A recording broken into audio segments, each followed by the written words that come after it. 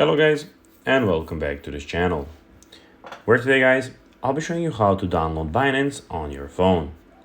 So guys, the first thing that you of course need to do is go to the Google Play Store or the App Store, whichever you have of course. This video will be made for iPhone users, so I will be downloading Binance from the Apple Store. So now when you open your Apple Store, you can see that you have the Today here, you have the games, where you can go and see only games, you have the apps where you can see apps, and arcade where you can see arcade games. But today we'll be of course focusing on the search bar, which is the last tab.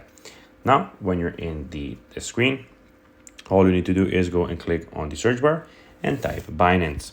So it's BINANCE and just click search. Now, as you can see, the first app, that is the one. You just need to go and click on the app.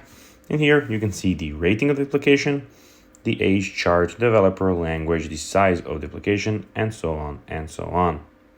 But now guys, let's see what actually we have more. So we have the ratings and reviews here. We have the, as you can see some of the ratings. We have what's new, and we have some more information here that we already saw. So now when you want to go and download it, you just need to go and click on the Get button. And after that, when you click on the Get button, you just need to go and double click to install the application. So guys, that will be everything for this video.